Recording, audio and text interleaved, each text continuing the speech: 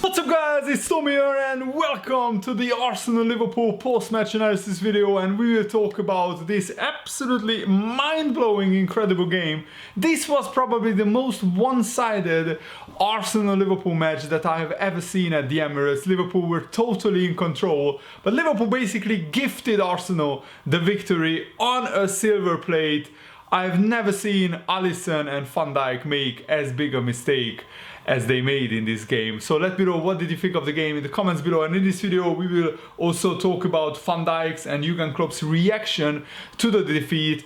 But I just felt that Liverpool weren't as sharp, especially since we confirmed the Premier League title. Liverpool weren't as sharp as they normally are, and that's just human nature. And Jurgen Klopp even himself said before that there is no book to read what you should do when you win the title with 7 games to go. It's incredibly hard to get motivated, especially because these players would only look back at like potentially breaking a points record at the end of their careers. Right now, I'm sure that most Liverpool players don't really care about the points record. They care about the title, but the others, the other records, like getting the most wins, getting a points record, most Liverpool players and most football players just not that bothered about it. That's the cold hard fact. And because of that, you know, Liverpool were just maybe 5%, 10% off in concentration.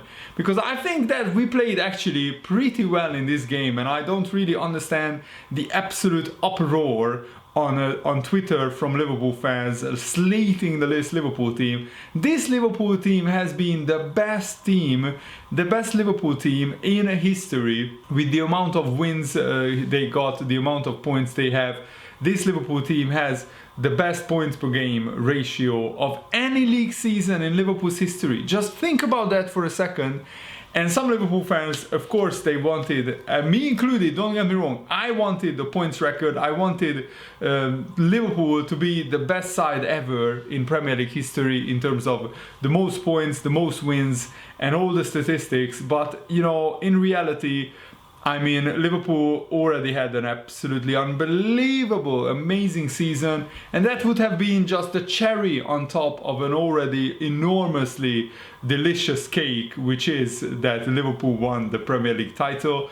Robertson got a very, very good assist, and Sadio Mane scored after a brilliant move, and we absolutely took apart the Arsenal defense, not just there, but in many, many instances. And then Liverpool in the 33rd minute, where like Liverpool just sensed that Arsenal posed absolutely no threat to them. I mean, in the whole game, apart from Liverpool giving Arsenal 2 goals, Arsenal had 1 shot and Liverpool had 23. That's how absolutely dominant Liverpool were. And Van Dijk actually makes probably the biggest mistake of his career. But to be fair to Van Dijk, that's only the 2nd time in like 88 Premier League games that his direct error led directly to a goal. And he was, you know, protesting at the referee for a potential foul, but I don't think it was a foul. It was actually a good goal. Van Dijk just lost concentration. The ball just slipped under his foot, and basically Lacazette rounds Alisson and scores. And that just killed the momentum for Liverpool. But, you know, Liverpool could still have won this game. But if Alisson doesn't make that mistake, I mean, Andy Robertson is so casual. He throws the ball from a throw-in to Alisson, and then Alisson tries to pass it back to Robertson. But Robertson is on his heels. He's not paying really attention. He doesn't expect the ball back, which you always should expect the ball back when you pass to the goalkeeper, if you are a defender, in my opinion. So that was partly Alisson's fault, but also partly Andy Robertson's fault. And basically Alisson mishits the ball. It's a short pass, and the Arsenal player nips in. He crosses it to I think it's Reiss Nelson, and Reiss Nelson actually scores his first goal in the Premier League, which is absolutely incredible that it comes from an absolute gift. And that was 2-1 Arsenal, and Arsenal offered absolutely nothing going forward in the second half. Liverpool created loads of great chances. Alex Oxlade-Chamberlain, Mohamed Salah, Bobby Firmino, even Wijnaldum had some chances, but we just couldn't score. It was a similar story to the Burnley game, that just Liverpool just didn't take their chances, and this is such an incredibly frustrating and annoying defeat, because Arsenal were there for the taking. Arsenal, this is one of the worst Arsenal teams that I have seen since I started watching football like 20 years ago. And probably Arsenal fans would agree with me that this Arsenal team is the worst. I mean, they are in 9th place even after winning against Liverpool, if I'm not mistaken. Absolutely incredible how Arsenal are like firmly in mid-table with just 2 games to go. But overall, I think Liverpool were ruthlessly punished for their mistakes, and we just really, it looks like we are already a little bit on holiday in terms of the mindset and the mentality and the concentration. And Liverpool are still playing great football. We are still actually dominating teams, creating loads of chances. But if we don't score them, I mean, Man City lost 9 times this season. So we shouldn't really criticize Liverpool that much. Man City showed that you can dominate games and still lose comfortably, and yeah, Man City were also guilty of doing this, where they created loads of chances. For example, I remember the Southampton Man City game, which they lost recently. Southampton somehow got a goal through a mistake from Man City. They gave the ball away. The Southampton player lobs Ederson from almost the halfway line, and after that it was all Man City. They could have scored 4 or 5 goals, but the ball just wouldn't go in. And this was a similar story. And if probably the best team on paper, Man City can lose in that manner, then Liverpool surely can lose in that manner as well. So I don't really want to overly criticize the team. I'm just watching back the highlights. It's still incredible to me how we didn't score in the second half, especially in like the 94th minute. Trent Alexander-Arnold had a long range shot which got a little bit I think the goalkeeper Martinez, who was actually much better than many people would expect, he got a hand to that, and that was one of the best saves of the season, honestly. And I just feel a little bit sorry for Mohamed Salah as well. It looks like he was just trying too hard a little bit to get that top scorer award and to try to score as many goals as possible. He has like 19 goals, I think, and Vardy has 23. So I don't think Salah can win the top scorers award, especially because now we will play Chelsea at Anfield. But the good news is that against Chelsea, Liverpool will lift the Premier League trophy finally. I'm super excited about, and we will lift it at the Cup. And also Kenny Dalglish, the Liverpool legend, who already won Liverpool the title like 4 or 5 times as a player, as a manager in total.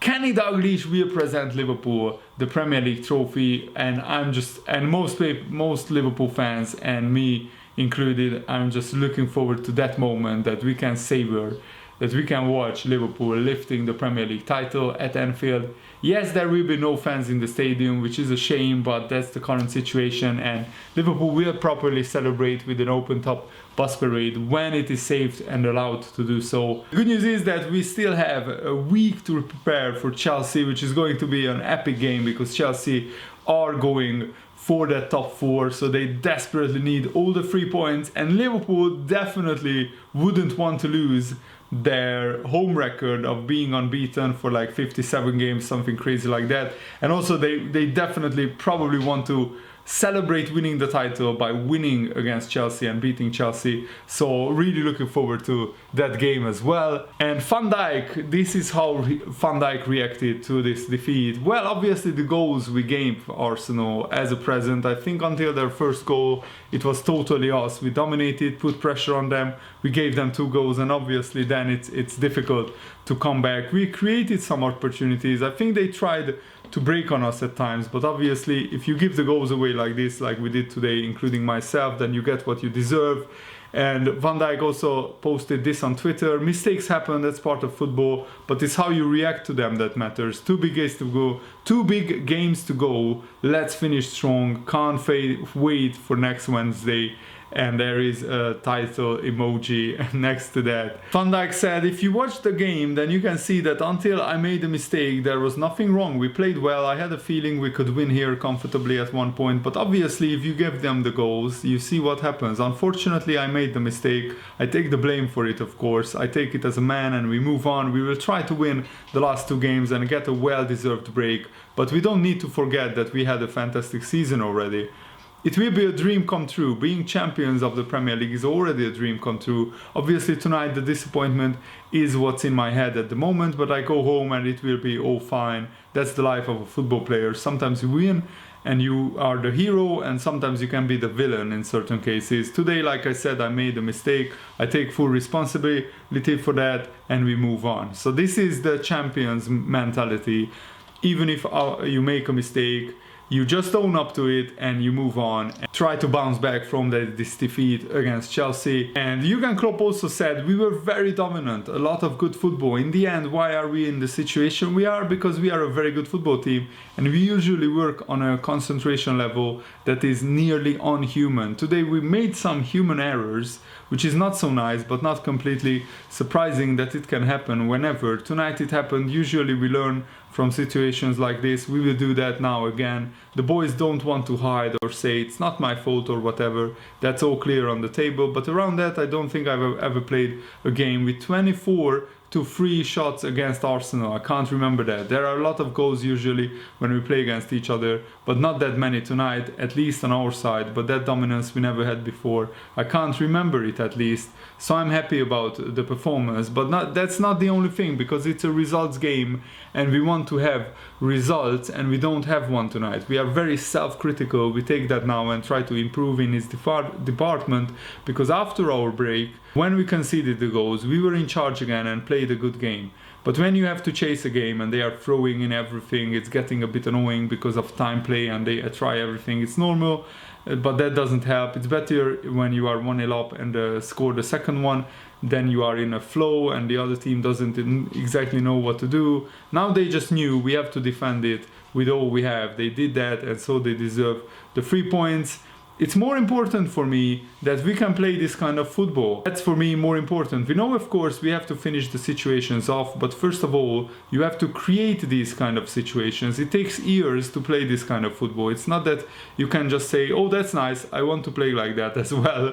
It takes really a lot of time. We developed and the boys do it now. It fits more natural. I like what we do. We want to have the results, but now the biggest challenge in the world is obviously the 3 months break, and then nobody knows exactly when we would be able to play again. And then it's let's be champions, and we are champions. We are relieved, of course, and happy and all that stuff.